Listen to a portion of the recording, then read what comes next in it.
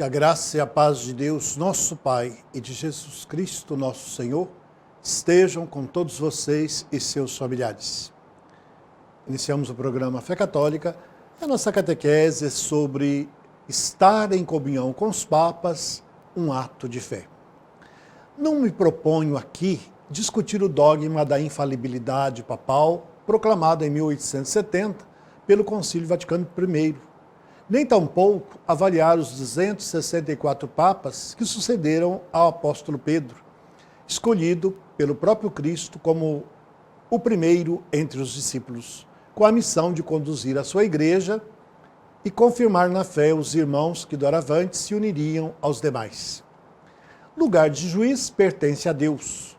No entanto, não é difícil perceber, mesmo numa releitura rápida da história da igreja, que, não obstante a igreja ser assistida pelo Espírito Santo e nenhum mal possa contra ela, o lado humano de seus líderes e de todo o povo, vez por outra, coloca obstáculos à ação de Deus. Conviver com a vulnerabilidade dos papas sempre foi um desafio para os cristãos e para o mundo, o que não significa que não possam ser infalíveis quando se pronunciam ex cátedra, ou seja, em comunhão com os demais bispos a respeito da fé e da moral cristã católica. Faz parte da humildade de um chefe supremo da igreja reconhecer seus limites e saber que precisa do discernimento do alto, até mais do que os fiéis, pela grandeza de suas incumbências. É como disse o Papa Emérito Bento XVI em julho de 2005, por ocasião do lançamento de seu livro Jesus de Nazaré. O Papa não é um oráculo, é somente infalível em situações raríssimas. Ou mesmo nosso querido Papa Francisco, quando um jornalista o questionou o porquê de ele falar muito sobre os pobres, mas relativamente pouco sobre a classe média.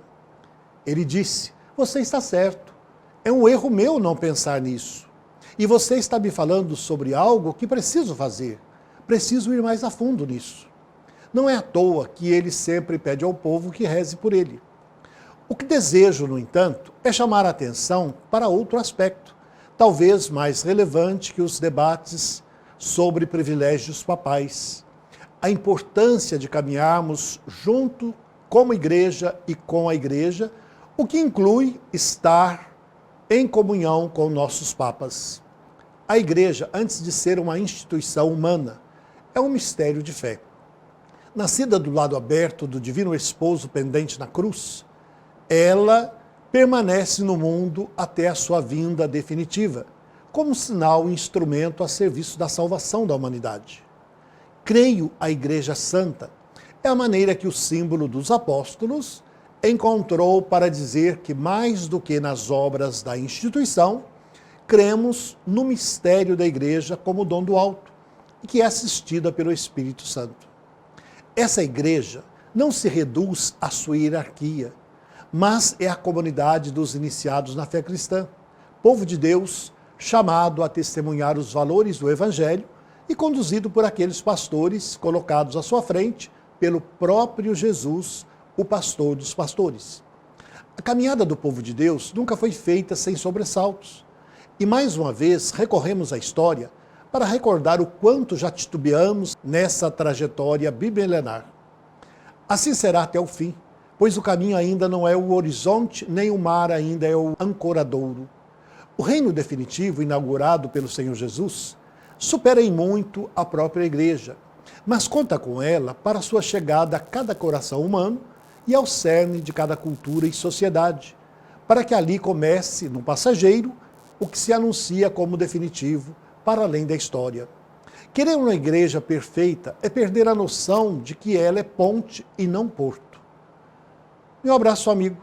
Que a bênção de Deus, Pai, Filho e Espírito Santo, desça sobre todos vocês e permaneça para sempre. Fiquem com Deus e até o próximo programa.